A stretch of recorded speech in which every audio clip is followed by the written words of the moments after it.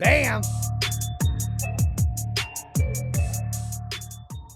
Jayson Waller here, True Underdog Podcast, top 3 podcasts. I have got a baller, a game changer. You better get familiar with this cat. He's an entrepreneur, an investor, an author, a marketer, multi-platinum DJ, disc jockey, record producer, songwriter, actor. You do a lot of shit. My man, Clinton Sparks, how you doing? I'm doing good, man. Thank you so much for that big intro. I appreciate it, Jayson. Nice to be here. There's a huge list of shit that you do. I was like, damn, that's a lot of stuff. But that's what makes you unique. You know, we met not too long ago, and talking to you, we were laughing. It was like, I felt like I met my brother from another mother. You're involved in a lot of things. You're passionate. You love the hip hop world. We grew up in the same era. We grew up kind of similar backgrounds and our youth. You know, we love being a father. But what I love most about you is your vision. People don't understand that when people have vision, other people kind of jump onto the vision. And you were talking a vision to me about what you've got going on with XSET, which I'm super excited for you to talk about on here. Wait, when you say XSET, are you talking about the world's fastest growing esports and gaming lifestyle brand that's disrupting and changing the game? That's exactly what I'm talking about. That's exactly what. Man, look at that. There it is, right there, baby. Do I do the Rolex in behind or the back, or how does that work? You got to put a Rolex on both hands, so it's a super shiny rep of the set. And you're a socks guy. We talked about that. You got the socks near you. Show the socks off real quick, because I'm getting a pair soon, right? So, by the way, let me start off by saying, those that are watching, I promise, whenever I'm on a podcast or I'm streaming, I have a beautiful, gorgeous background in my space. It's just really well designed with my platinum plaques and everything. But I happen to be on the road. I'm in Boston doing an XSET retreat this whole week, taking people to the Sox game. And this is what he's talking about, the XSET socks. Look at that. That's so cool. Come in black, come in white. Let's go. Get familiar at XSET. Get familiar. I love that. My son is a big fan also. He watched your show. You know, I was never really familiar with Twitch. Like, I'm learning. Like, you know, there's things I'm really good at, things I'm not. But now I'm in. And when I came on your show, it was surreal. Like, it was blazing, shit was popping. You were hitting things. I mean, it was next level. So my daughter, who's 17, watched, and my son, who's 11, was like, that's one of the coolest people I've ever met. It's not like he's 40 something. It's like he's 20 something, Dad. He's really cool. He's dope. That's what he kept saying. I'm like, yeah, he's a cool cat. He's like, man, his show's like amazing. But thank you. It is amazing because I want you to explain exactly a little bit about what you've done, but really about what you're doing, because I don't think people can comprehend. It took me a while to talk to you, like where we're talking, for me to finally go, ding, I get it now. Well, you know, it's funny you say that, because I recently, when I had my website built out, long story to that too, I had a former manager that took my domain name and held on to it. It took me a lot of money and time to get it back. But ClintonSparks.com, when I was building it out, and we were going with this one part where it's like, you know, you'll see like a bio about somebody, and then it'll be like, click here to see more. And in my website, ClintonSparks.com, when you click more, it does a timeline from 2020 to today. Mm-hmm. And now when I say this, I'm not saying this to brag. I'm saying it because even when I looked at it, because I'm the type of person, I just keep my head down. I do work, throw it out, do work, throw it out, do work, throw it out. I never really look up to say, hey, do people like me? You know what I mean? I just do dope shit, right? So when I was looking at the timeline, every single year has accomplishments so noteworthy that somebody could just live the rest of their life off of one of those years talking about, I did that thing. Well, I don't want you to have to look. Can I brag about you? Because I've got a list here of some of the dope shit that you've done that I was like, oh my goodness, this cat is like, he's a G. I like how you held your chest like, oh my goodness. Oh my goodness, right? Grammy-nominated, sold over 75 million records, multi-platinum producer and songwriter, right? And DJ. Yep, and DJ. 3-time ASCAP award winner. Yep. BMI Songwriter Award recipient. Correct. National Radio DJ of the Year Award. Correct. Mixtape DJ of the Year Award. Yep. Here's a big one. Responsible for over, you ready? 1 billion streams on Spotify and views on YouTube. Not 1 million, a fucking billion. That's a big deal. You know about the B. You know about the B. I do know about the B, baby. Diddy's former tour DJ. Oh, I've got to hear some stories on that. Music correspondent on E! News for 5 years. Yep. And currently Sparks merges esports and hip hop as vice president of business development for Faze Clan and XSET, correct? No, used to be. So I was. Oh, used to be. My bad. So that's bad information. You used to be Faze Clan, but now you're running XSET. It was FaZe Clan. Clan. I was the vice president of business development at FaZe Clan, helped put the whole business structure together, helped raise $40 million, brought all the biggest celebrities from Offset to Pitbull to Sway Lee to Yo Gotti to DJ Paul, Ray J, Troy Carter, Mark Wahlberg. Just to say a few. Yeah. Brought all those people into the space, helped bring it from $0 to $300 million valuated company. And then in July of 2020, I left and started XSET, which is now the world's fastest growing esports and gaming lifestyle brand. Signed Ozuna, Sway Lee, Ezekiel Elliott, Quality Control Music. We just did a major partnership with Dre's, the #1 hip hop club in the world. Did a partnership with Big Brothers Big Sisters, which is the first esports organization to officially partner up with a nonprofit. I mean, I could go on and on and on, but it's not an XSET, podcast. But yeah, if you want to get more familiar, xset.com, or you can follow me at Clinton Sparks and see all the, great things that I'm involved with. And thank you for all. It's funny. Sometimes when people go down a list of my accomplishments, I have to be like, what's he going to say? Because I don't remember them all. And again, I'm not saying that to be pompous, but no, that's how it is. When you just create dope, put it out, create dope, put it out, create dope, put it out, you forget all the dope that you put out. And when you just do dope by people, keep doing dope, keep doing dope, keep doing dope, you forget how much goodness and greatness you put out there and help people, that it all comes back. Or somebody that you run into 6 years later wants to go above and beyond for you because you did something for them that you don't even remember doing, because it was just built in you innately to just, when someone asks, do it. When someone needs something, help them. And then you don't expect anything in return. So when you just have all that so much paid forward, and you don't even think about this. Look, I've always said, you don't know you're making history while you're making it, right? Mm-hmm. And when I was the first 2000 or 2010, when I'm running in the streets and I'm flying on 15 times a week and I'm just giving, I'm not realizing the impact that I'm having on culture. I'm not realizing how many people I'm touching. I'm not realizing how many people I'm inspiring to become something. So then 2018, when I have a legion of people that are coming to me and telling me these beautiful things that I've done for them that I didn't even know that I was responsible for. Now, before you know it, you're responsible for creating the next wave of executives and superstars that you didn't even know that you inspired. So now all of a sudden, when you're still doing it and killing it like I am doing business, and you're making calls or you're going to meet an investor or you're doing things, it's somebody that you did something for 10 years ago that you didn't even remember or speak to them since then, but they remember you. And it's like the saying goes, people will forget things that you've done and things that you said, but they'll always remember how you made them feel. Right. And I've known that since I was young. It was about making people feel a certain way. You're never selling a product. You're never selling a service. You're selling a feeling. And I knew that since I was a kid, because I knew that I was a hurt kid when I was young. So I knew that I never wanted anybody to feel the way that I felt. And I would do anything possible to try to help people and prevent them from going through the feelings that I went through, whether it was being bullied, sexually abused, abandoned, broke, all those types of things. And whenever I see somebody feeling a way that I know that I don't want to feel, I do my best and go out of my way to try to make them not feel that way. And even in business, I always want people to have a great feeling of doing business with me. So whether they were inspired, whether I give them a feeling of trustworthiness, I give them a feeling of commitment, I give them a feeling of happiness and enthusiasm when we're together. Every time we talk, we're pumped, right? Why? Because I love your energy too. And you're another guy that's out here just trying to help, trying to do good, trying to help other people and show people the way of how they can win, which is why you have this podcast, right? So it's people like you that go through the world like a good wrecking ball, knocking down the negative and the bad and making a path for people to walk down the good path. You know what I mean?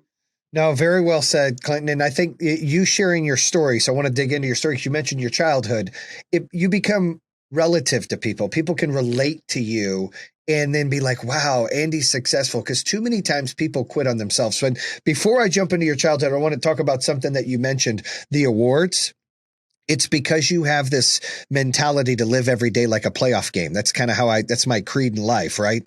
It's okay to go, all right, I did good, next step. Because once you stop You start withering away and you go backwards. Yes. And so right, when you're getting those awards, it's great. You look at it for a second, you set it down, you forget because you're focused on what's in front of you. And that's really what entrepreneurs or game changers and visionaries are. You know where I think that mechanism came from? I mentioned it a second ago, but I think that because of the hardships and the trauma that happened when I was young, I built this mechanism that deletes. So like, because if I keep it in me, then it'll eat me alive. So I can't just delete bad and save good. It's just delete. So even when good happens, like I don't live or relish in accomplishments.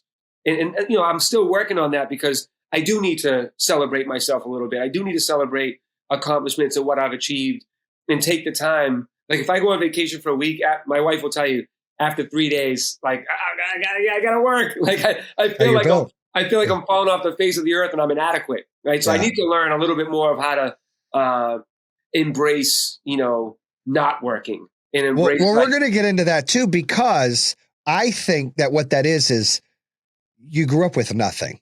You didn't have anything. So when you work your ass off, I have the look, Dad, I hit a home run syndrome. Yeah. So it's like, I'm always trying to run home and say, Dad, this is why you should pay attention to me. Look what I'm doing. And it just, it goes with everything that I do. It's become addictive. That's who you are, right? You're validating yourself to things or problems that you don't, that are hard to do. I can totally relate. We talked about that. I understand that completely. And my therapist says that's the way people like us are built, is we keep moving that destination and we don't enjoy the journey too much because it's surreal to us in a weird way of like, why is this happening to me? And I don't have time to brag because this person's not appreciating me yet. I'm not getting the, hey, Dad, I hit a home run feeling yet. I got to keep chasing it. That chase makes you grind harder than most people, but it's just a mindset. So let's talk about your childhood. You didn't like have a rich family that gave you all this money and put you in a private school. So talk about your childhood, Clinton. How tough was that? I don't know how to compare it to somebody else's because everybody has their own story that, could be tough to them. And, it's not, well, mine was worse than his or his was worse than mine, because everybody, deals with things differently. Like there are people that may have went through what I went through that couldn't have survived, or, maybe would now have, resorted to drug abuse or alcoholism. So it's hard for me to gauge the difficulty of it also because I assign who I am today to what I went through, and I really like who I am today. Mm-hmm. So I don't know if I would be the person that I am today if I didn't go through those things and those hardships.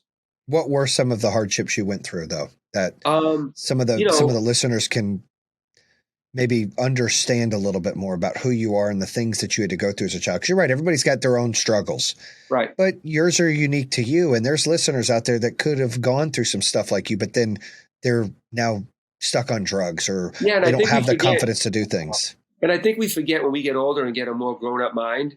I think we forget, a lot of us, of what it is to be a kid and how you don't know how to think certain ways. So when you're older, you're like, why wouldn't they do this? Or that wasn't that bad. Yeah, to you now that you're older and you know how to deal with it. But to a kid, it's all bad, right? Yeah. So like whether you're being sexually abused or you're just being punked by your older brother and you feel embarrassed in front of your friends, like those are to a grown-up mind, it's like, dude, that's not that big of a deal compared to being molested. But when you're a kid, it's all traumatizing. Do you know what I'm saying? So that's why it's hard to gauge, So my dad was an alcoholic who left, would abuse my mother. And I don't remember if I was 4 or 5 and watched him almost kill my mom. He was like choking her out on the floor. And then I don't remember this, obviously when you're a kid, you don't remember like the pieces of like, you just know he's gone now. Right. Yes. And then, there's a lot of great things that happened too during the time that the bad things were happening that would also make me confused of what love is, right? Because my understanding of love was really volatile. Like the same people that love you are the same people that hurt you. Mm-hmm. So I had a dysfunctional understanding and definition of what love was. And I remember, and I'm going to jump around, when I got older and like I'm a super romantic, right? So when in my marriage, my first marriage, I have a second wife now. But in my first marriage, I remember I used to always, because she was angry. We're different. I'm a happy, positive, optimistic person. She was a kind of an angry, moody person, right? Yeah. She was still like, had a good sense of humor and stuff, but we had different personalities, right? Mine's like, everything's fine. Why are you so mad? And hers like, oh my man. I'm just like, dude, the whole day's ruined because of your anger, right? So, Yeah. I used to, what was the point of me just bringing that up? Talking about how In my first marriage, I used to be like, why can't you just be happy? Like, why do you have to be angry all the time? Like it's not that big of a deal. Why are you so mean to me? Right? And when I would describe what I thought love should be, she'd say, oh, the kind of love you're talking about is in movies. It's not even real. And I'm like, it had to have been real at some point for somebody to write a movie about it. So I'm going to find it. Right. So anyways, so going backwards, so it was pretty tough. You know, I was lonely. I was bullied a lot when I was a kid in the neighborhood and at school because we were super broke, like roaches, flooded apartment type broke. Food stamps. I'd get jumped, walk into the store, and they'd steal my food stamps. So it was pretty like kind of, you don't know any different than that. You don't know there's another world other than that when you're a kid either, right? And you don't know that you can be all right in the end. You just think this is it, and I can't. Some people just break, right? I, from very early age, I would always try to figure out why people act certain ways. So like one in particular story, I remember there was this like kid in my neighborhood.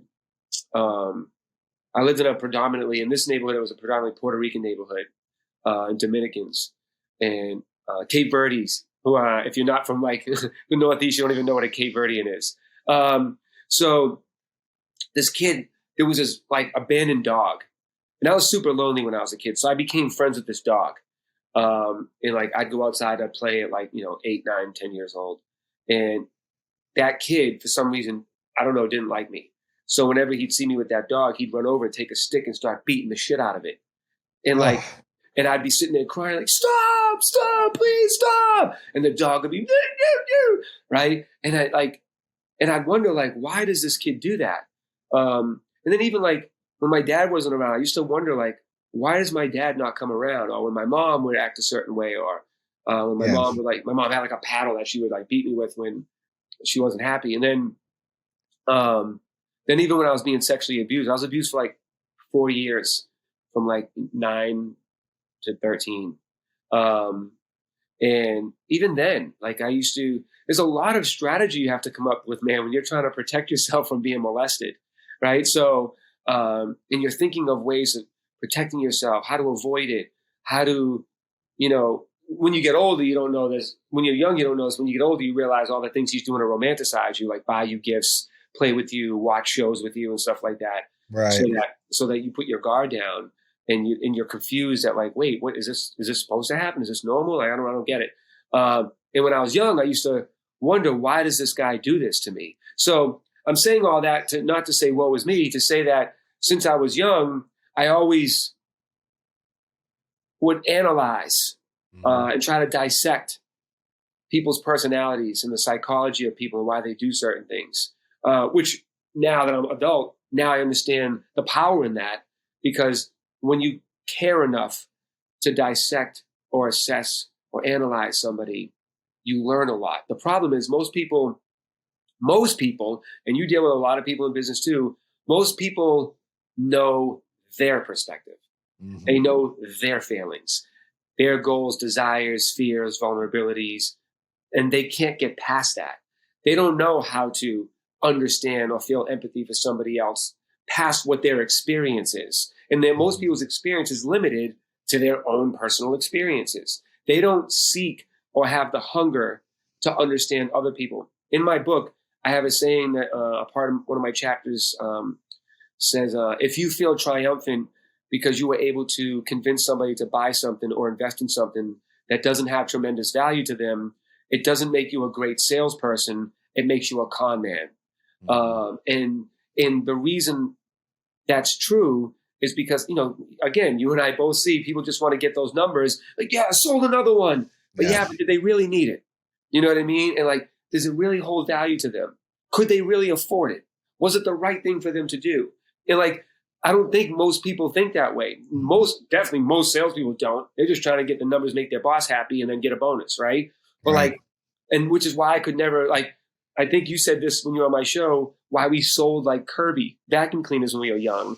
Because we were just figuring out how to sell. And even then, I'm a teenager, I'm going into people's houses and I'm like, this person can't afford a $700 vacuum, right? It was a ripoff, and I felt guilty. You felt guilty. It was like bothered us. Yeah, and I'm sitting here pushing it on them. What's more important, me having a sale and making this company richer, or me doing the right thing and thinking about how this person can have a better life, right? Yeah. So, and I realized that early on, which is why, like, I've always kind of just been Clinton Sparks, get familiar, and did my own thing. My value and worth was never dependent on something I was connected to. In fact, the things that got connected to me would get more value because I made myself so valuable to people. I mean, 90% of the people that invest or become a part of something I'm a part of, yeah, they like the product or the brand or whatever it is. But most people do it because they fuck with me. Right. And they trust me and they believe in me. They bet on you. You're the jockey. They bet on you. And they believe that I'm going to do the right thing and I'm going to hold them accountable to do the right thing. You know what I mean? So, and I will. So yeah, I mean, I know I'm going all over the place. And this is good because it allows listeners and viewers to understand. Some of them out there have gone through some tough struggles like this, but they've let it hinder them. They've let it handcuff them. They've let it hold them hostage of growing. Right. You've actually looked at the glass half full and utilize the things that you used for protection. You use now in business sense to understand people and to help people and to do bigger things. And then to go back to, looked at, I hit a home run syndrome, right? It's because I was a pretty good athlete when I was a kid. And I was always like the only kid whose like parents weren't at the game. So like when we just won and everyone's high fiving, blah, blah, and they'd all go for pizza and ice cream, I'm just like getting on my bike and riding home by myself and getting jumped, right? And then someone stealing my baseball glove from me. So I was always like waiting for the day for my dad to show up. And I'm only sharing that. Again, when I share these stories, it's never like a woe is me. It's to show other people a way through it and a way to deal with it. Because, a lot of people I talk to, have this theory that they have a long journey to healing whatever trauma they have or problems or issues they're dealing with. And I'm a firm believer is that it's not a long journey. It's merely a decision that you can make and only you can make today to delete it, fix it, get over it, not think about it. Most people spend the rest of their lives upset and, using excuses and these things as obstacles to not be successful. Whenever they're not successful, they revert back to, well, if this didn't happen, or if my father helped me, or da-da-da. It's just excuses. It's just excuses, right? Because if you broke your leg when you're 15 and you're now 35 and you're now blaming an injury that happened at 15 that healed, like it doesn't make any sense. It wasn't your fault. You didn't cause it. There's nothing you can do about it. It's over. Some people's parents are gone. And like my dad one time, and I'll go back to my youth, but my dad one time a couple of years ago, my dad's 70 now, and he goes to therapy every week. And I'm like, Dad, what do you even talk about at this point? Right? And he's like, talk to therapy about, Vietnam and my father and my mother and this and that. And I'm like, your mother and father are fucking dead. I go, Vietnam was fucking 50 years ago. I go, what the fuck are you still sweating? What are you talking about? It's over. None of it was your fault. The shit is gone. You're never going to get answers you want. Live your life. You have grandkids that are alive. You have 100%, disability. Like, you're set for the rest of your life. Like, stop living in the past, man. Get rid of a shitty past and live in an awesome future and live in an awesome present. Build an awesome future. Like, you're neglecting and ruining the rest of the great life you can have, living in a shitty part that you don't like and don't want to be a part of. Why? So I don't understand that concept. And I realized I'd watched people when I was young complain, like even the way I designed myself, Jayson, like I know that I'm a good dude, not because it's my opinion, not because it's my taste of what a good person is. It's because I watched what a good person is. So like throughout my life, I'll give you an example. When I was young, I'd watch Sylvester Stallone and Arnold Schwarzenegger movies, and they were always like the family guy that did right by their family, that kept people honest and fought for what's right. Right. So that's what I thought a man was, because I didn't have a dad. So I modeled myself after those values and principles. And then I would listen to women talk about what they don't like about their husbands or men or boyfriends. And then I'd watch other people that were like doing crime or being shitty dudes. I'm like, oh, that's a shitty dude. So I watched and I analyzed, like, how do you get better as an athlete? You watch tapes. You watch the best. You see what they're doing right. You see what they're doing wrong. You do the same thing as a person. You don't just run through life like just forming by circumstance. You know what I mean? And like, you're like, well, this is what I am now because this is what the world made me. No, you make yourself for the world. I agree. And that's what I did. That's strong. And that's what I did. People like blame and use other people's deficiencies or problems or issues, which, by the way, if you go down, like my dad, so now go back when I was young. So when I was really young, like a teenager, like between like 10 and 15, I was doing a lot of crime out of survival and not knowing better, right? So from like robbing houses to stealing cars and all that type of stuff when I was young. And my mom was tired of getting me from the police station. So at 14, I got arrested for a B&E, breaking and entering, for those that don't understand crime lingo. I was in the back of the judge's chambers. And at 14, the judge said, I can either put him in the custody of the state until he's 18, or I can send him home to his mother. It's up to you, woman he was about to rob. Right? And I'm like, oh my God. And then the old lady goes, well, you know, my son's getting into trouble too. And I was like, oh my God, she's going to let me go. Right? So she was like, as long as he doesn't do it again. You know what I mean? So my mom takes me out. I probably got a beating. And then she's like, you're going to live with your fucking father. Right? And I'm like, at the time, like you saying, I'm a city dude. Like I wear Adidas tracksuits, gold chains, walk down the street with a radio on my shoulder. Like I'm the hip hop kid. Like I'm too white for the black kids and too black for the white kids. I don't know. I know that feeling. Yeah. And so I'm like, I'm not moving to the suburbs with a bunch of hicks and headbangers. Because at the time it was like, you were either a heavy metal kid, you were a hip hop kid, or you were a jock. Right. Yeah. So I ended up moving out there, and what a culture shock. It was the greatest year of my life, because it really opened me up to a whole nother world of how other people live. Like I never knew what it was like, where the mom took care of the kids, the dad had a job, maybe a construction company, the mom drove the kids to baseball practice. They all hung out at their kid's house on Saturdays. Some of them even had four-wheelers and ordered pizzas. Like, what is this, another world, right? So I go out there, and that was the best year of my life, 1988. So my mom sent me to my dad. My dad was still an alcoholic. So I lived with him throughout my high school years. I moved to the suburbs. I dealt with him hitting rock bottom, pull a shotgun out of his mouth, like all that stuff. And then at 18, we had the big father-son fight. That was kind of like I think everybody goes through that. He said that because we'd be fine if he didn't say this one thing. And I asked him to stop saying it. And it was this one thing. He goes, that's not the way I raised you. And I asked him politely a couple of times, Dad, can you not say that, man? It kind of bothers me when you say that, because you didn't fucking raise me, right? I didn't fucking raise you. I didn't fucking help your mother with child support. No, you didn't. I didn't fucking let you come live with me. Yeah, when I was already fucking fucked up and abused and molested and bullied and da-da-da. Thanks for coming in the fucking ninth inning, dude, right? So, yeah.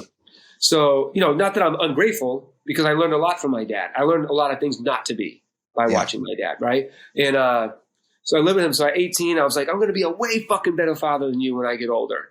And I remember we're in each other's face. And my dad's a tough prick, man. Like, you don't want to fight my dad. His fist is like a cinder block, man. I watched him beat up 3 guys at one time. Like, what the fuck? So anyways, I was actually scared when we were in each other's face, because if he hit me, I would have broke my face apart. So So I'm 18. I manned up. I'm like, fuck you. He's like, fuck you. You're going to see when you get older. And I just left.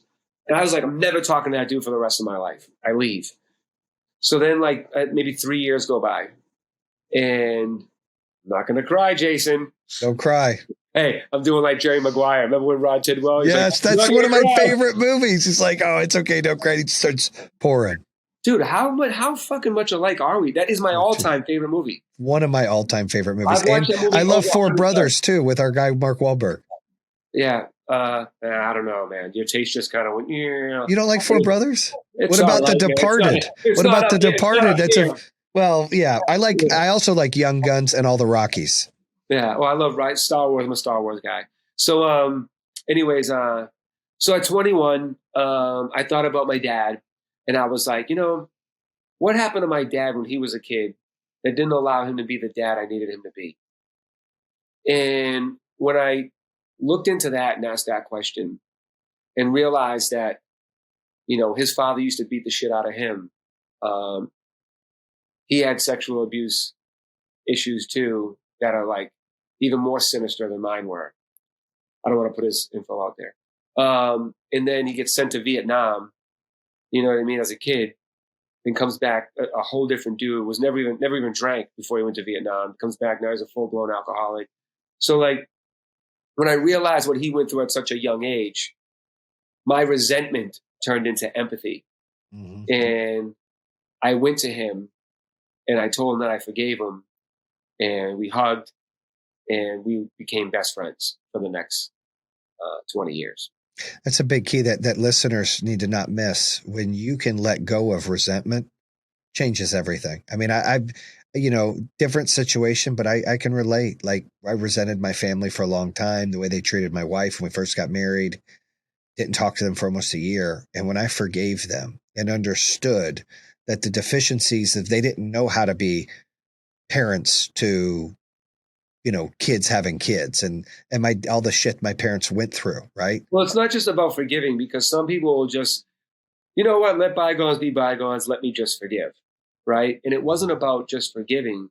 It was about understanding and the empathy that I had for him that took the place of the resentment. Because when you care about other people as much as you care about yourself, or even more so, that's the key to life, man. Yeah. Like that's how you make everything work. Most people in life, they feel in order for them to win, they have to make somebody else lose. Yeah. And my mentality has always been like, if I help you win, that's a bigger win because we both won. Yeah. Right. So then me and my dad were the best of friends for 20 years, and I did everything for that dude. Like, I even went, man, if I told you the stuff that I did for that guy, you'd be like, dude, you're the greatest son ever. Right. Even down to maybe 3 years ago, because we stopped being friends 2 years ago. I haven't talked to him in 2 years now. And that's because of him.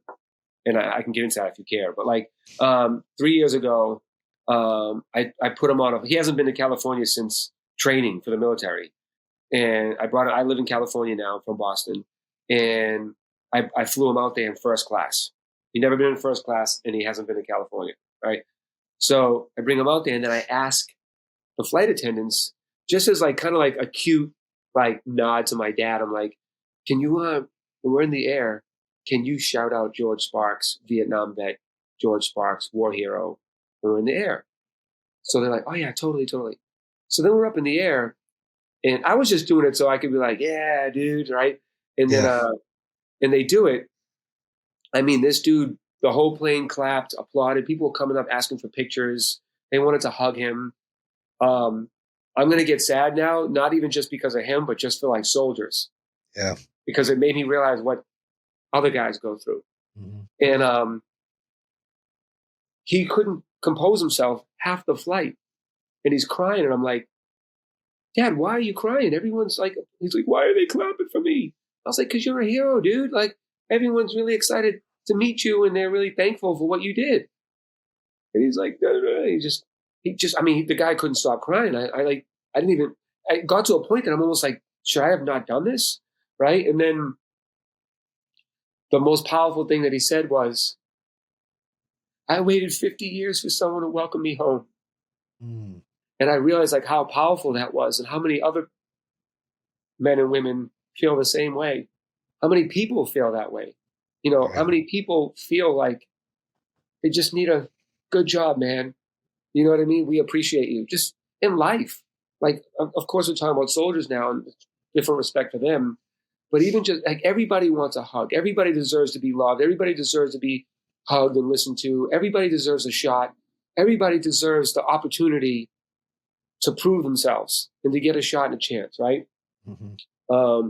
But yeah, that was a pretty powerful moment for me with my dad. And if I told you why we weren't friends anymore, you'd almost like not like the dude.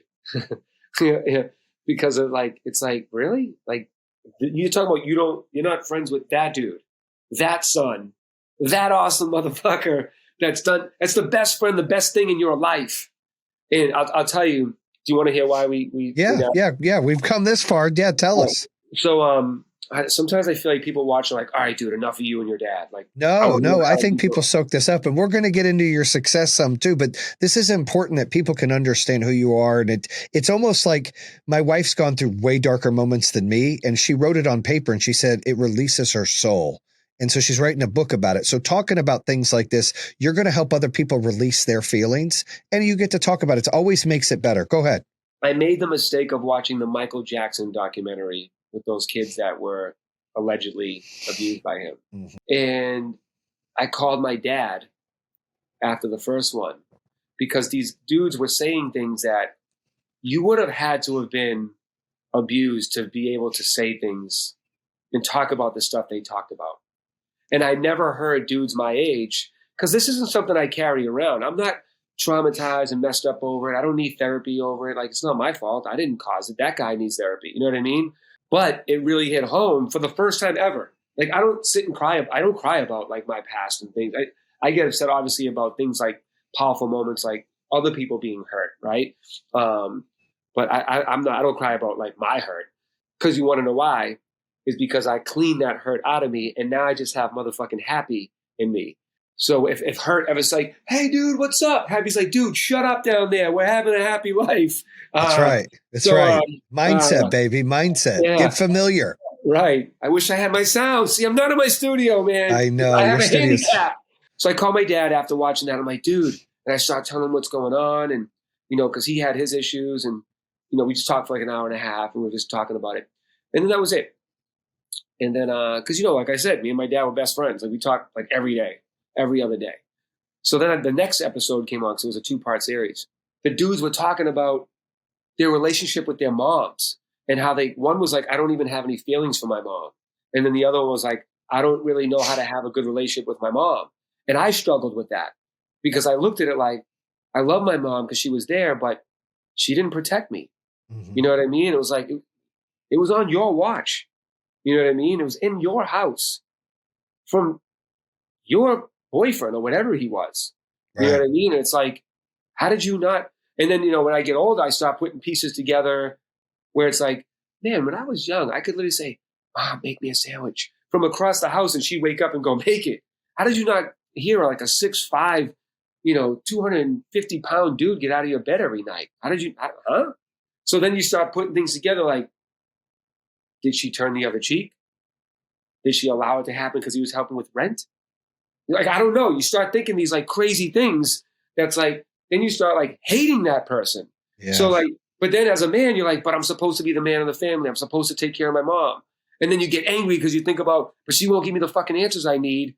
Like, just give me the answers. Like, there's been a couple times I took my mom out, non-combative. I'm like, Mom, look, I'm not angry. There's some holes I need filled. Then I want to ask you questions just so I can close it out. Not because I want to blame you. I don't want you to feel like I'm mad at you or anything. And like, you know, like most people, they won't acknowledge or admit their wrongdoings or their role in something bad, right? It's most people, right?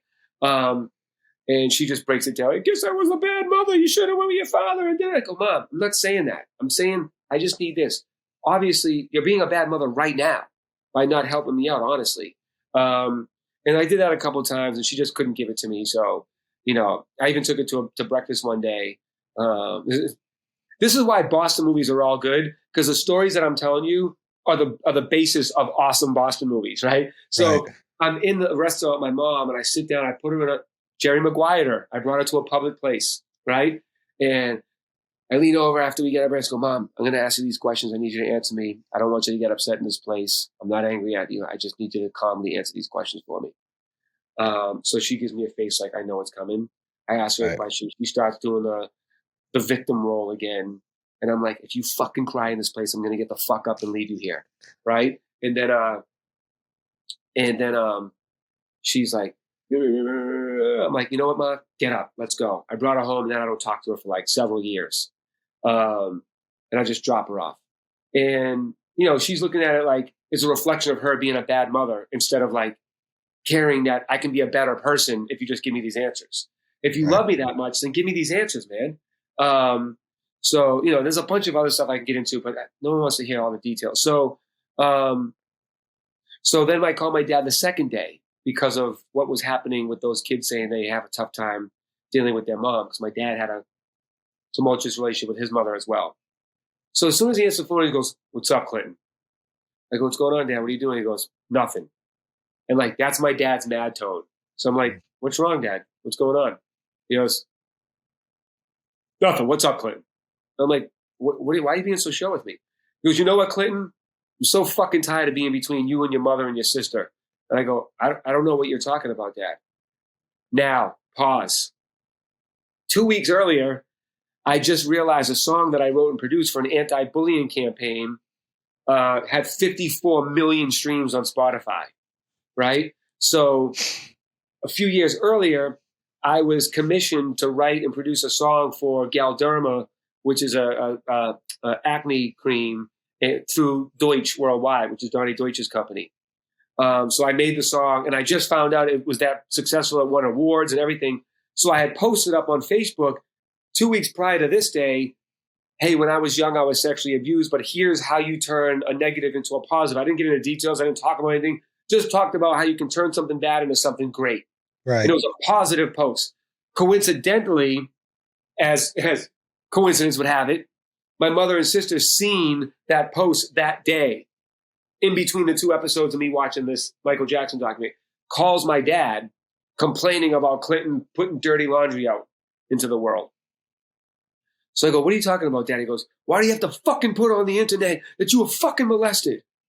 And I was like, whoa.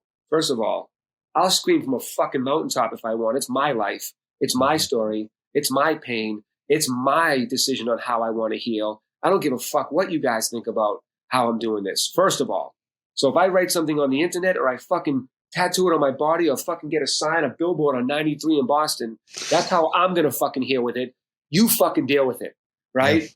Second of all, what the fuck are you talking about, right? So then he goes, "Your mother and sister call me complaining about you writing about being molested as a kid, blah, blah, blah, blah, blah, blah, blah." And he's angry about it. He goes, "You know what? If I pay for a polygraph test, will you take it?" What? Now you're questioning me?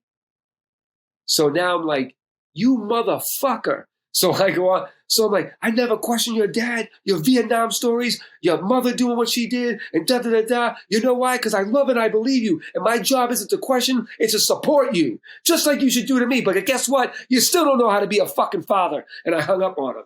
And I'm like, and I remembered how we ended our relationship last time.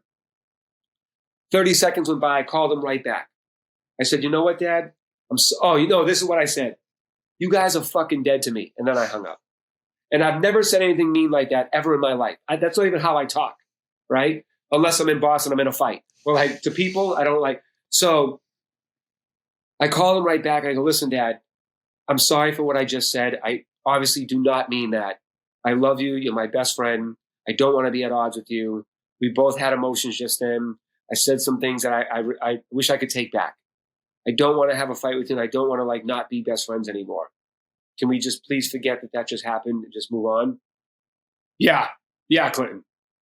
And I'm like, "All right, cool." So then I also know my dad has a really hot temper. He's the kind of guy, if you cut him off on the road, he's jumping out and fucking chasing you down, right? Yeah. So because I understand other people, and I'm not going to sit there saying, "Why are you still mad?" I know why he's still mad, because that's the type of personality he is. I know what to do to talk to this kind of personality. Why? Going back to caring about what other people need to feel, right? So I'm like, all right, good. I'm happy to hear that you're willing to erase that, Dad. So, then I started talking to him nicely, not about, but you shouldn't have done this, Dad, or Dad. Started walking him away from it, right? So he can come down. Then what ended up happening is he realized that he calmed down. I talked him off the ledge, and we became cool. Talked for an hour, ended up turning into almost a therapy session as me being the therapist to him. Towards the end, he literally says to me, he goes, I'll be the best patient you ever had. I go, Dad, I'm not looking for a patient, man. I'm looking for a dad. So I want you to just be my dad. And then he was like, yeah, all right, well, whatever. So we hang up. We don't talk for maybe 2 months, which is unusual, but, you're living your life, right? Right. So then he calls me one day and he goes, I've been doing some self inventory. And I thought to myself, if I can forgive this person, which is his ex-wife who cheated on him and got herpes, and I can forgive this person, which is a guy that stabbed and killed his best friend who was his younger brother 12 times in the heart, then I can forgive you. So in my mind, I'm thinking, what the fuck? But I'm just letting him talk, let him get it out. He goes on, blah, blah, blah, talks about it. I let him, because some people, like you said, some people just need to talk it out, right? Yeah. So I let him do that. So at the end, he goes, what do you think? And I go, well, Dad, I'm really happy that you come to this conclusion that you were able to get this off this chest. And there's nothing I'd like more than to be, have a great relationship with you and move on past this. But he pokes the bear and says, but what do you think about what I just said? So I also am not a liar. Like, I'm just matter of fact, especially if you're going to push me to tell you. So like, well, to be honest, I don't know what the fuck you're forgiving me for. Right. And he goes, you don't know what I'm forgiving you for? And I was like, no. And then he goes, how about when you said I'm fucking dead to you? I was like, Dad, I already apologized and said I didn't mean that. And we already got past that. Why are you still? I go, this is the problem, Dad, with a personality like you, is that you go into your corner when you're done after everything's, and you start thinking about those things again. And you're like that guy, like, I should have said this. And you start kicking up those feelings and all those things again. And then you get yourself angry again. And it's like, it's hard. The fight's over. Rehashing the situation. That's what they do. They just rehash it. Yeah. It's like jumping back putting your gloves on, jumping back in when everybody left the stadium and the fighter's not even there anymore. You know what I mean? You're like, I'm going to keep fighting. It's like the fight's over and you won. What are you doing? Right? So, so then that was that. And then we hung up and this motherfucker ended our relationship like a 15-year-old via text and said, I talked to my therapist at the VA and they said it's unhealthy for me to have a relationship with you. So it's best if we just sever ties. I need you to respect my decision. And that's that. So this dude fucking abandoned me twice. Jeez. And now he abandoned my son and my daughter and my wife. So as you can see through the story, I'm a very forgiving guy. Yeah. But another thing you have to do, everybody needs to understand this, is you must defend happy. Mm-hmm. And what that means is you can't keep chasing something like that is just going to keep becoming a nuisance or a problem or disruption to your happy. You got to create boundaries. And I realized that my dad is somebody that I have to defend happy from. Yeah. And I will never let that guy into my boundary ever. He has no permission. He will never have the privilege to be close. Now, somebody might watch this and say, well, that's your dad. He has issues. No, blood doesn't entitle you to shit. We talked about this on a personal level. Like, I've had some issues with my family, and my parents used to believe that because they're blood related to me, the way they treated my wife and or me or my kids, that they're entitled to see their grandkids. And that's bullshit. A relationship is mutual. We could be closer than brothers because we love each other. We care about each other and we give to each other. We're showing empathy for each other. We're empowering each other. We're elevating each other, and we're close. Just because we're blood related doesn't entitle you to anything. A relationship has got to be mutual beneficial for both in a good way. If it's unhealthy, you got to bounce. I also don't want to expose my kids to that kind of dysfunction. No, I agree. My house is full of song and smiles. Yeah. You know what I mean? So like, I will never allow something in there that makes my kids not understand what it is to be happy. And you're a very happy person. Every time I talk to you, you're just told a great story, and it kind of builds the character of who you are and how forgiving you are, and how much you care about empathy, which every time I talk to somebody, I try to learn from people. And that's something that I'm picking up on, of like, as happy as you are, sometimes I get stuck in the moment where I get down on myself, and I'm like, dude, I'm going to like listen to Clinton and find a way to always be happy. Right. And always protect my happiness, my kids. I think the listeners out there should hear that you shouldn't be held hostage to things if it's unhealthy for you or your circle. Well, the other problem is that people have a false sense of what happiness is. Yeah. So people are always thinking, or people are fooled by thinking if they make their dreams a reality, that they've escaped their nightmares. And they think if I make more money, if I get that job, if I get that plastic surgery, if I, get this clothes, I get that car, if I do that, like, that's when I'm going to get to happy. And like, all the bad still exists, man. Like, you can't mask, like, you got to get to the nucleus of whatever problems upsetting you or what you feel is preventing you from moving forward. And it's nothing other than you.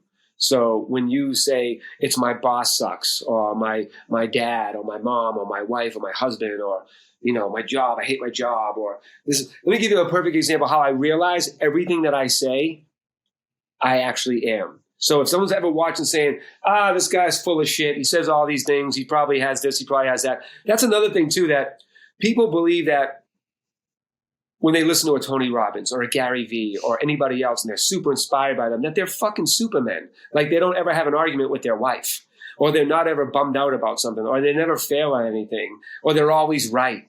You know what I mean? It's like, right. No, man, like they're all human. And then people start judging them like, oh, look at that mistake they made. So now all the greatness that I have doesn't exist because of this one mistake I made. And that's, right. I think, a big problem that like us as humans have, is once we notice someone has a flaw. Look, that's why everybody gets mad at fucking Superman or Spider-Man or Batman. And they're like, look what he's doing wrong. Forget that he's saving the whole entire city from villains. He did this one mistake that, by the way, isn't even real. Somebody fooled you that he did that mistake. But anyways, let me digress. So,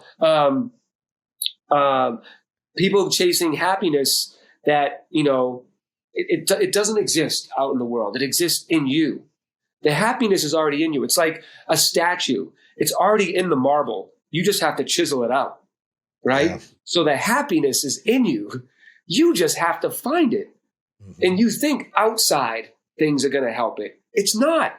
Your pain and your hurt and your memories and your thoughts are inside. Mm-hmm. Just like your happiness is. Yeah. It's not a car. It's not a job. It's not money. It's not getting a hot chick. It's in you. And by the way, even just how you just said, Clinton, you're always happy. I am always happy, because even when things go downhill, I've already know inside I'm happy. So nothing outside can make me unhappy. So back to my point. So here's what I realized, because, you even sometimes something will test yourself and you'll realize, I really am that motherfucker.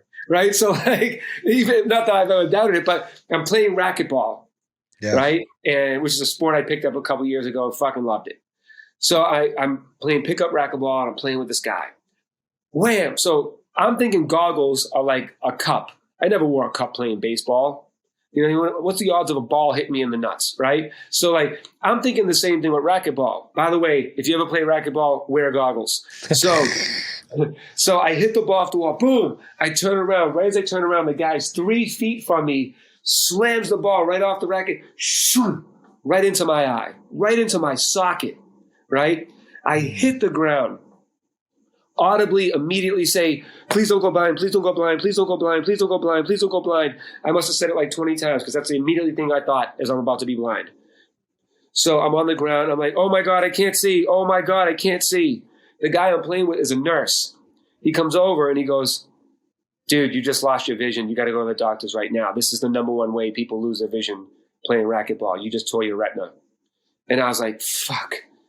So on the way from the racquetball court to my car, I've already got back to happy. And this is what I thought out loud, Jayson. Well, I've had 2 eyes for this long. You know what I mean? And then I went to the doctors, and the doctor said, oh man, it's too much blood there. I can't even see. If you tore it, we have to wait 3 days. So I'm blind for 3 days. By the time I went home from the doctor home, I already wrote the benefits of having one eye and wrote a whole list on Instagram. And people thought I was faking that I actually lost my vision. And I wasn't doing it to act like I was happy. I was just like, yo, this is going to be my new life, and I'm okay with it. Get familiar with it. Yeah, let me figure out the benefits of this. Like, I'll always be able to aim a gun. Like, there was a whole bunch of things that I'm just like. You can always pretend to be a pirate. I mean, there's a lot of cool things. Look, guess what? It's an interesting new chapter of my life that I didn't live before. You know what I mean? Like, now I'm going to figure out what it's like to live this kind of life. And like, I know someone might be watching like, fuck that, I don't want to live one eye. Well, that's because you're not truly happy and you're not content with what the life, the privilege that you have to live this life. Because you think that you're in control of like the rest of the world and when you're going to die and all. You're not. You're only in control of your feelings and your decisions. Everything else is going to happen how it happens. So you can't sit there and get mad at it. If you just say, right now, I know everybody in my life's going to die. I know I'm going to die. I already know what's going to happen. It's part of the model of life. Right. So when somebody dies, I'm like, I can't believe it. It's like, why can't you believe it? It's the fucking circle of life. It sucks. I wish they didn't go. I'd like to be with them more, but it's part of fucking life. And that was their destiny, especially if you're religious. You can't even question why, because it's that was their life. That's what it was set up to be. He was only supposed to live to 22. He was only supposed to live to 54. That was it was the expiration date. You don't get mad when you're like, oh, the fucking eggs are bad. You just go buy more eggs. That's a good way to look at it. That's a good way to look at it. I love it. I love that mindset. I want to be able to talk about XSET and talk about a little bit, you've won those awards, some of your relationships with your people. Talk about what people need to look at and look out for with XSET and what's on the horizon coming up. Cool. So a lot of people are still getting hip to esports and gaming. And understanding the difference. Some people don't know what it is.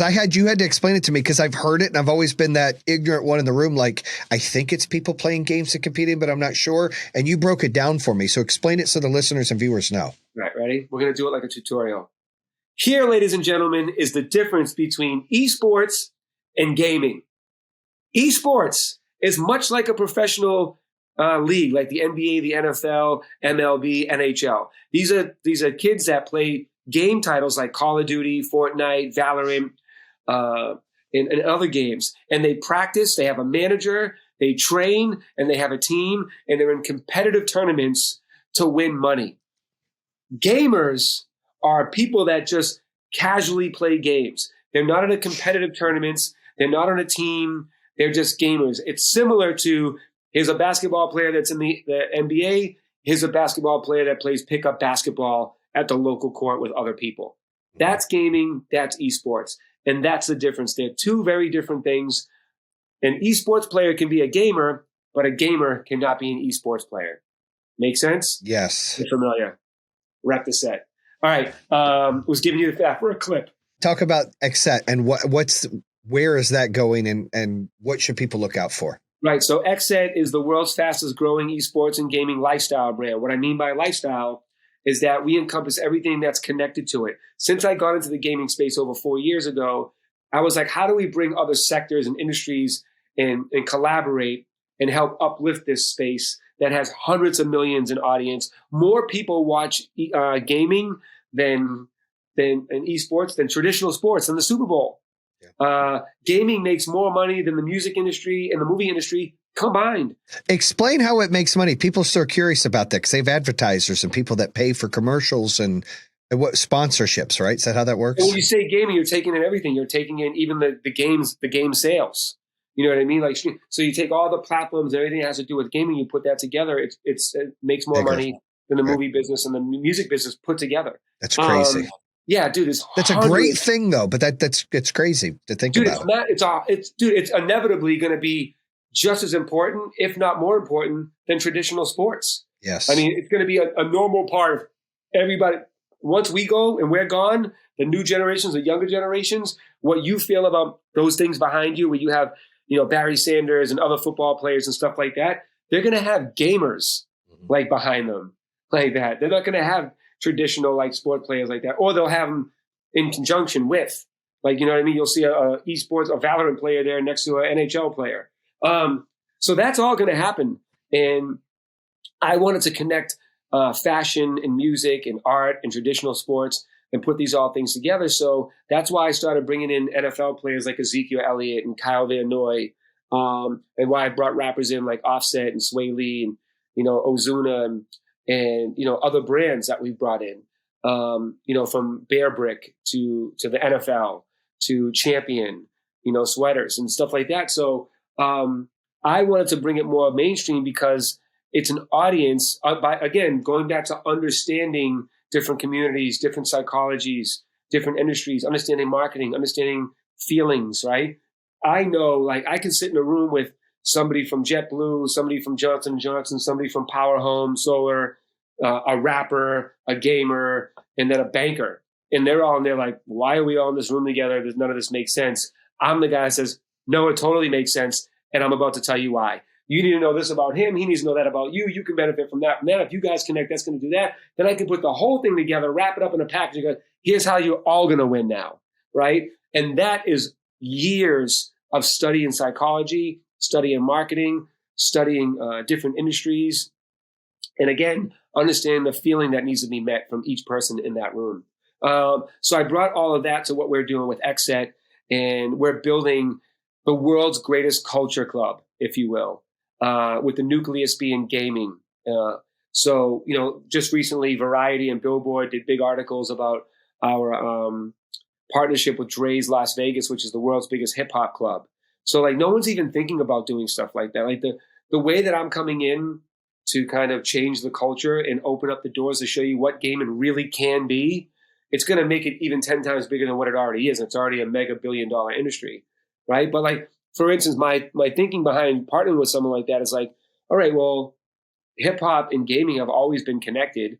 You know, you go to a barbershop, you go to a recording studio, they're gaming, right? Mm-hmm. You know, even back in the day, there's always hip hop music in all in the games. Yeah. Some of the best music came out on Madden.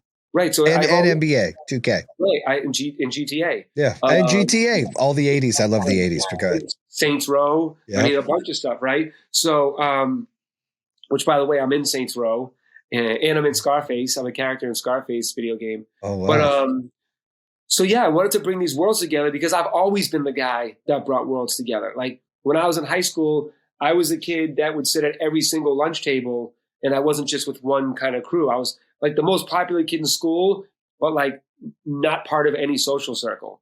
And I would always sit and be all these Dungeons and Dragon kids like, oh, they got this. They want to do the same shit as like my friends that play football, but they just don't know that about each other because they dress different and they listen to different music. But I'm the guy that could just delete that and be like, but who are we as people? You know what I mean? And then even as I grew up in the music industry, I'm the guy that would put like Ludacris and Fall Out Boy together. You know what I mean? Like I was the bridge between BET and MTV. And then, you know, helped Eminem launch Shade 45. I'm on the world's most dangerous hip hop radio station, and I'm on E! News at the same time, the complete opposite. And I'm in Las Vegas doing the biggest party every week, the complete opposite of both of those. And I'm in the streets doing mixtapes, and I'm producing platinum hits. So like I'm in every single world. You know what I mean? So I know how to bring them all together. So that's what we're doing with XSET, which is why we did deals like that with Dre's. Imagine doing celebrity tournaments inside Dre's and then having it stream live on World Star Hip Hop. Like you're tapping into everything cultural and then bringing in a brand, First Republic Bank, to sponsor it, right? And then flying everybody in on JetBlue. And then the prize is brought to you by Gillette. You know what I mean? And then, you know what I mean? And the electricity is being powered in this place by Power Home Solar. Yeah, there's so many ways. And we're raising money for the Ronald McDonald House to build stuff, to remodel there. So you see what I'm saying? The power of gaming and bringing all these things together, it's helping so many people. Yeah. Right? And it's just uplifting communities. It's creating camaraderie. It's bringing revenue streams to businesses. And most importantly, it's a new way for kids to get out of the hood. You know, because I come from the hood like you, and like all we looked at was like hip hop and sports. That was our only hope. And I'm not very athletic, by the way. Well, I'm sure you'd be a good bowler. Hey, I look like I'd be a good golfer. And I'm horrible at that too. I foul really well at basketball. In case we ever play, I'm the best. I foul the shit out of people. No problem. All right. Well, would you say basketball? Yeah, basketball. I foul people. I'm like Bill Laimbeer, the smaller version. That's me. I just built a basketball court at my house, so you got to come over and show me. Absolutely. You're on my team. Yeah, you show me who to foul, and then make sure you got my back with shit I'm goes just going down. to chuck you into them.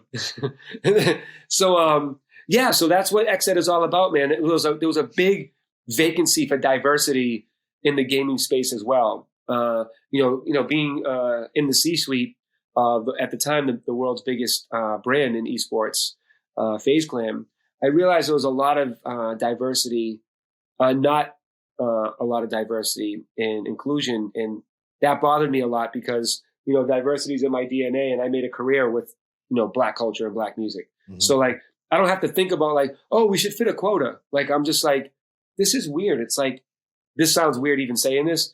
It's like too much just white. I get it. You know what I mean? And like, it was like, why are my friends not here? Because I have a lot of Black friends, and it's like it just felt weird. And then even when I was bringing my friends that are in hip hop, and I'm trying to get them more engaged and help amplify or uplift their objectives and stuff like that, it was like they just didn't seem interested in supporting that, and it started becoming problematic because those rap friends of mine would start saying, "Yo, I thought you guys were going to do this for me," and I'm like, I can't like shit on the company I'm working with. So I'm like, no, we're going to work on it. Then I got to go back and fight for it. And they still wouldn't do it. So, it really started becoming disheartening that when people were just kind of using these names to help build up their brand and be a stronger, cooler name in the industry, but yet not giving back or doing anything in return for them lending their brand equity. It was just really troublesome for me. So I thought, we're bringing me, Greg, and Will, who, Greg was the president of FaZe. I was a VP of business development, and Will was head of merch and licensing. We were the ones like bringing all that sauce anyhow. So we were just like, we're not really getting appreciated. We're kind of meeting resistance a lot. And it just was like, it just wasn't feeling right anymore. Right. So we were like, let's just go start our own thing, do something bigger and better and awesome with the freedom of like, not having restrictions of people that don't know better or don't understand what we understand. I'm not dissing them at all. They just have a different understanding and experience of like what to do, especially as it relates to culture. So that's why we left to go do that. And that's what we're doing. And in 1 year, we're a tier 1 esports org. We're fucking dominating in every sport. We're bringing in the biggest names in the music industry. We're doing the biggest deals. I mean, dude, we're in Washington Post and New York Times, Variety, Billboard, Rolling Stone in a year. I know. I see your guys' stuff everywhere. I mean, you've been shared on social, but I've been seeing, I'm getting all excited. Like, man, this is really cool. And, I'm starting to learn to understand exactly how this works, and bringing those cultures together and being diverse is cool. Like that's where we've always kind of, like you said, we were too Black for the white people and too white for the Black people. So you got to find a bridge. And what you're doing right now is awesome because you're bridging a lot of that. You're bringing cultures together that I think can make a difference and can really impact what's going on. And by the way, don't mistake what we're doing as being normal in the esports and gaming space, because it's not. Right. You know what I mean? There's 2 other teams that kind of like touch on the lifestyle part. But like, we pretty much kind of invented it because at FaZe, I brought all the rappers there. I brought everything there that made it culturally more relevant into the mainstream. And then another org or two would kind of just look at that model and try to attempt it. But you can't fake dope, right? You can't act like culture. Like it's like you're either funny or you're not. You know what I mean? Like you can't pretend to be funny, right? So it's the same thing with like being dope or understanding culture. So, no one's going to be, we won't have any competition. When you give us another year, then we really launch the initiatives that we've been working on and building. Like, in fact, I'm in Boston this whole entire week, building out systems and the plans and the strategies to take what we've been building to market. And, everybody says things like I'm about to say, but again, if you listen to this whole interview, then when I say something, I know what I'm talking about. It's just not my opinion. It's based off facts and stats. And we are really going to launch some things that are massive disruptors and game changers for the entire, not even just gaming, just in culture. It's going to change the trajectory of just culture as it relates to fashion, music, gaming, sports, esports. Like, it's going to change the whole entire blueprint. A blueprint that I'm designing for others to attempt to follow. I'm not hogging it. I'll show you guys how to do it. But look, Pharrell could give you his drum kit. Doesn't mean you're going to start making Neptune beats. That's right. It's, I'm excited. Your vision, your passion, Clinton, are what has drawn me to you, right? Like, wow, this guy gets it. I'm excited about what you're doing. And it's hard to find people like that draw you in because they're so passionate and excited about what they do. That's why I said, we were talking about earlier, betting on the jockey, whatever it is you're doing, I'm like in, I support it because I feel like you're a winner. You know what you want. You want to bring things together. You see clearly, you have that vision. Some people lack that. I do want to finish up with a couple fire questions real quick, since we're both kind of into hip hop. I want some of your. Jayson, I just want to say, I feel the same way about you, man. I think you have great vision. I think your perseverance, because I know your story. The people that watch your show, I'm sure they've heard it too. You're a super inspiration for people, and it's people like you I want to be around and build friendships with. You know what I mean? Because you understand, it's like the old saying goes, real recognize real, right? And it's like, you can't, we both meet people, money guys in our world, right? And like, they think we relate because we all got money, right? And it's like, I don't give a shit if you're rich, bro. If you're a dick, I don't want to be around you. Amen. And your money, I don't even want your money. Blow it up your ass, dude. Like, I'll go get my own money. And it's like, and I say that because it's very rare that I meet someone that I'm like, I want to be their friend. I don't want to just figure out a way to do business. I want to be a friend. Yeah. Obviously, you and I both have things that we can help each other with in business. But even if we never did, you're the type of person I want to be your friend. No, you know what same I mean? thing. I told my wife that too. I was like, dude, I really like that guy. Like I felt like we clicked and we became boys like that. Like I can hang out with him. I want to meet his family. I want to go out to dinners as couples. Like you're the kind of, you're good people. And it's hard to find genuinely good people because most people have an agenda. Totally. And listeners out there need to pay attention. You can't have an agenda. If you're good people, you talked about it. If you're a good person, you want to be a good, impact. You got to do that. I will tell you, I do have an agenda. And my agenda is always, how can I help them? Right. How can you serve? Yeah. So like, I've already thought about like, I already know he's cracking. He knows what he's doing, but how can I help his company be even better? Like I'm already thinking that just when we started talking, like, what can I do for him? Same thing with me. Like I'm pretty good at marketing. We built a good brand here and, but I don't know everything, but I want to open up my resources to help you out. You help me out. Like I'm excited and I'm excited.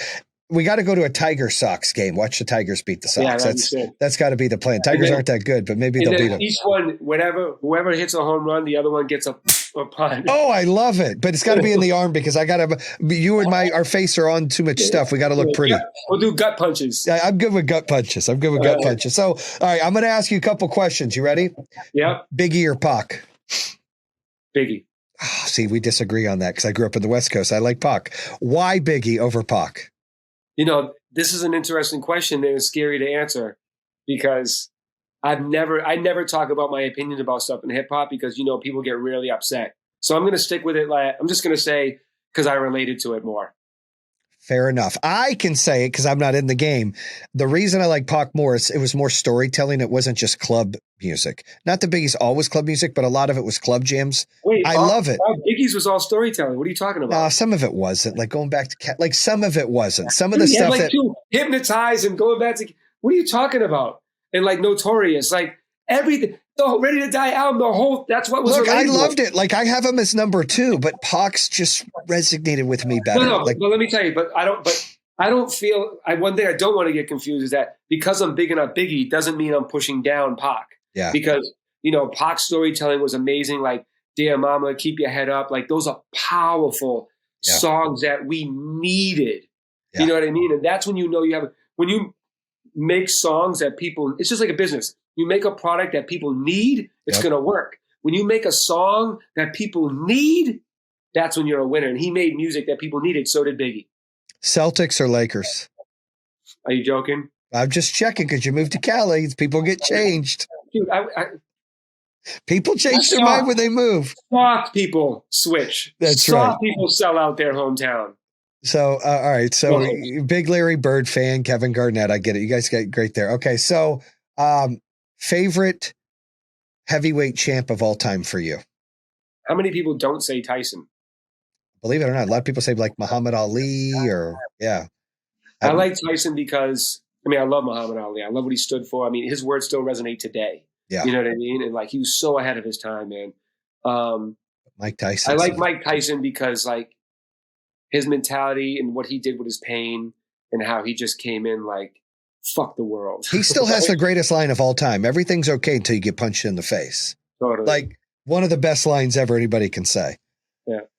All right. So last but not least, if there was one superhero ability that you could have, what would it be? Fly. Easy. Flying? Yeah. I like it. It's good. Especially if there's no speed limit. If I can fly like how when Superman got bad, he flew around the world like this a bunch of times. Yeah. First of all, you know how much money I'd save on flights? Oh my goodness. And then second of all, as soon as I'm done with my meeting, shoo, right back home to my family. You'd be like, and you're getting ready. Hey, you're getting ready to have another child. Yeah. Another son. So prayers for you guys. Everything goes well. You super excited? Dude, people ask me all the time, you spewed off a bunch of my titles: entrepreneur, marketer, investor, author, multi-platinum producer, DJ, songwriter, all those titles. People always say, out of all the things you've done, what's the greatest title you've had? And I always say dad. Yeah. Dad's been my favorite title. And I think listening to this podcast, you'll know why it's so meaningful for me to be a great dad. And we talked about how important it is to talk to our kids, and you're best friends with your older son. Yeah. Me and my son, Jack, he's 17. He works with me now. And that's another thing, man. Like, we could have a whole nother podcast just on being a dad. But like, one of the things I've done I just had this conversation with my wife earlier about our daughter, who's 2, about telling her how I parented Jack. And I never told him what I wanted him to be. I never pushed him towards something I thought would be most beneficial for him. I never talked at him. I always talked to him. Mm-hmm. And I always just opened up opportunities for him to decide what he wanted to be. And, he's 17 he found himself. You know what I mean? Because my wife is like, I want our daughter to be in theater because she sings. My daughter's 2. She grabs karaoke and she like sings for like an hour, like all the Let It Go from Frozen and stuff. Oh yeah. I'm like, I actually think our daughter is going to be a singer. This isn't just like a kid being cute. Like, she wants to sing every day, all day. Yeah. And you hear her getting better with her notes and her inflections at 2.5. That's wild. Right? And it's like, and I'm like, let's just leave her alone. Don't push it. Don't say, oh, sing it again. Don't do that. Let her find it herself, because a kid also will clam up especially when they get to a certain age, when they feel it's something you want them to do. Yeah. Right. So like, they get burned out when you push. Yeah. Just let them find it on their own, man. It's just like my new book, How to Win Big in the Music Business. I wanted to teach people how to be better leaders, how to build their brand, how to realize that they're a business, how to scale it, how to sustain it, networking, communicating, building an audience, the difference between marketing and branding, all these things. But I understand my avatar is young artists that just want to get rich, get a deal, go viral, right? Mm-hmm. So it's like, that's all they give a shit about. Most of them don't care about putting in the work and understanding what it takes to be a winner, right? Yeah. They think just getting 1 million streams is winning, but they don't understand now what, right? So when I wrote my book, How to Win Big in the Music Business, which is available now, winbiginmusic.com, Damon John and Rob Dyrdek both called me after reading it, and they were like, separately, didn't know this, why did you call this the music business? This book is How Do You Win Big at Life. And right. I was like, well, because I know that I'm popular in music and people will listen to me when I'm telling them how to win at music.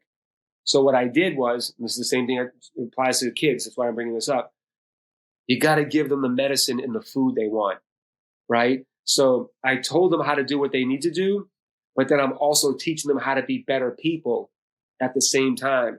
So much so that when I do come with my next book, now they're going to be like, oh, this dude really inspired me and motivated me to become a leader and build my own business. I want to follow him on this journey now. If my first book wasn't associated with music, it would have been like, what's this friggin' DJ going to tell me about winning big? Right. You know what I mean? So I had to almost come in with a Trojan horse, because the principles and values of my book are transferable to any industry. you want to be an entrepreneur or a gamer, a content creator, start, powerhomesolar.com, like whatever you want to be. The stories, the principles, the strategies, the formula, it applies to everything. I've always said I want to write another book called Everything's the Same, because every industry is the same. There's little nuances. The product might be different. And there's little nuances about the titles and stuff, but everything's the same.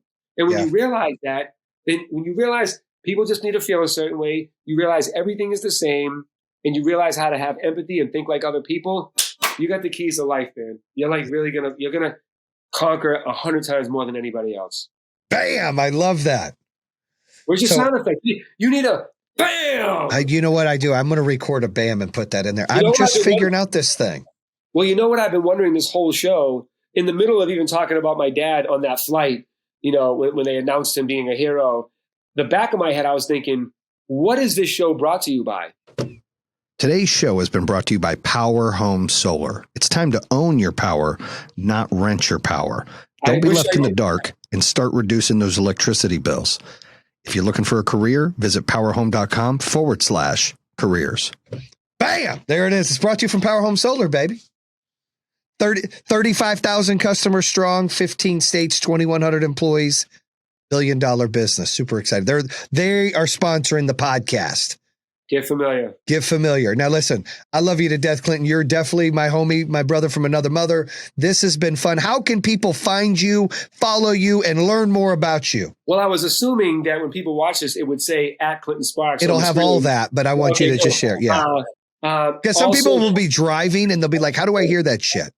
All socials at Clinton Sparks, ClintonSparks, just like a normal spelling. And it's my real name, guys. And if you want to get more familiar with, who I am, what I do, what I'm all about, ClintonSparks.com. And if you want to follow the ride and you want to get familiar with gaming and esports and rock with the best, then go to XSET.com or follow us at all socials at XSET. And you have your podcast. Yeah. And if you want my book, winbiginmusic.com. But, if you forget that, the links are in all my bios. And yeah, I have the biggest music and business show on Twitch. It's on every Monday night. We have the biggest rappers, actors, athletes, entrepreneurs on there. That was a fun show, by the way. Like, that was legit. I had such a great time on that. That was fun. Awesome. Yeah, I can't wait to send you some of these clips that I have. We talked about the difference from a buffalo and a cow. Yeah. So I'm going to send you that clip so you can post it.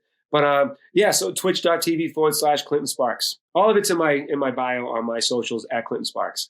Well, I'm excited to follow and be a part of XSET, baby. I'm going to give the rep right there. Bam. Right. Super jacked. I'm going to try to get double rollies next time for that. Are we revealing something on this podcast? Or are we holding off? Hey, no, you can reveal it. I'm going to invest and be a part of this, man. I'm super excited. I told you, man, we're in, baby. We're excited. Adrian Waller repping the set. That's right, baby. Right there. Bam. There it is. Official investor. So when you see us all at the top of the mountain with the X, Jayson will be right next to me. Damn right I will be. Get familiar. That's right. I'll be up there representing. There it is right there. And shout out Kevin too, man. Thank you so much. Kevin's in the other hall working. He's taking phone calls. I'll let him know. He's super excited though, dude. Like, we're jacked. We did a research. We're super excited to be a part of it. Thank you for the opportunity but more importantly, thank you for your friendship, dude.